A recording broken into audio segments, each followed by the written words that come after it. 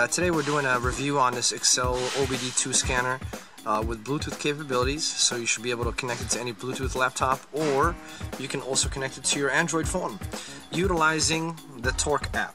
The Torque app can be downloaded on your from your Google Play Store. It's free. It allows you to check codes, clear them, view past history in the codes, and a lot of other neat things as well. So let's start with connecting the scanner. First, locate your OBD2 port on this IS300. It's right underneath the dash. Once you plug it in, you should see the power light staying on. Now, we need to go ahead and pair it to your phone. Number one, we need the Bluetooth to be on. Well, it is on right now, so that's good.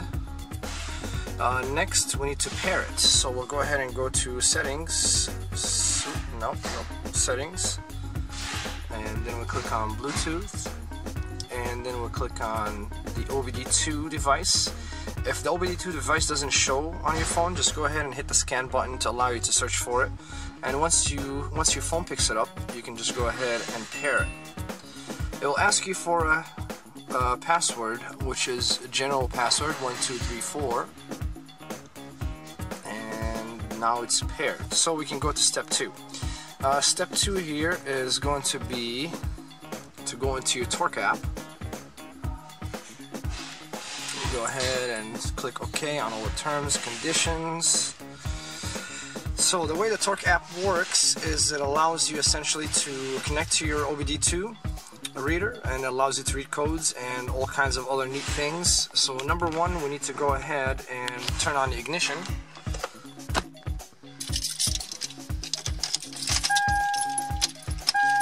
So once the ignition is on, now the scanner and the phone should go ahead and pair up. Generally it takes anywhere from 30 seconds to a couple of minutes. Oh, that was pretty quick. Connected to ECU, everything is good.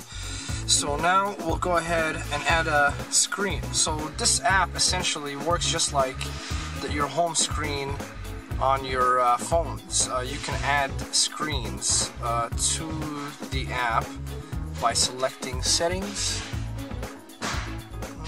add display, and then you can add an array of different displays on here.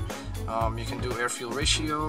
The most important one is the drive cycle status, which we already have downloaded it on here.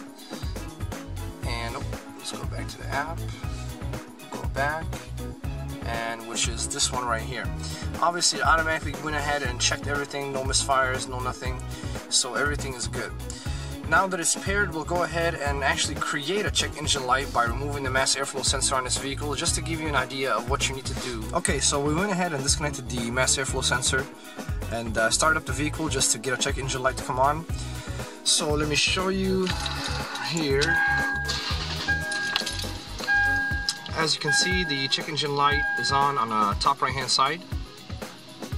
So now what we're going to do is show you how to look up that code and also clear it.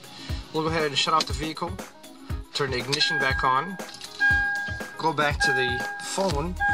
I will scroll back to the main page here just to make sure that the ECU is connected, because every time you shut off the vehicle it disconnects, and sometimes it takes a few seconds to reconnect. Now we can go back to this screen and go ahead to settings. Let's take an action.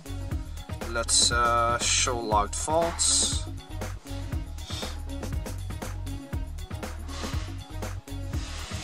Alright, so we have 2 faults. We'll just go ahead and click on one of them. Automatically tells you that it's a mass or volume airflow circuit. If you click on the web button, it'll actually take you onto Google and give you a little bit more information about the code to allow you to kind of get a better idea of what the situation is. But for now, we already know what it is, so we'll just go ahead and close this out. And now we need to clear the code. We'll take another action. Clear logged faults. Yes, okay. And now the code should be cleared. So let's see if that worked. We'll go ahead and start the car back up. And as you can see, the check engine light is clear. So that's basically the simple usage of this basically throttle app with our Excel OBD2 scanner.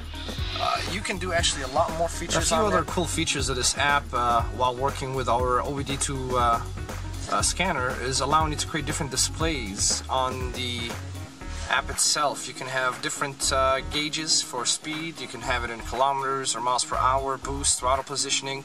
The car is actually running right now, as you can see, and automatically here everything responds with the vehicle based on the information that's being sent from the OBD2 reader. Let me show you how to create a display here. You can go ahead and click on the bottom button right here, add a display, and it gives you options. Do you want a dial, a graph? We'll go ahead and do a dial, and obviously it gives you options of what kind of information you want to be sent to this dial, if it's altitude, if it's engine coolant temperature. What we're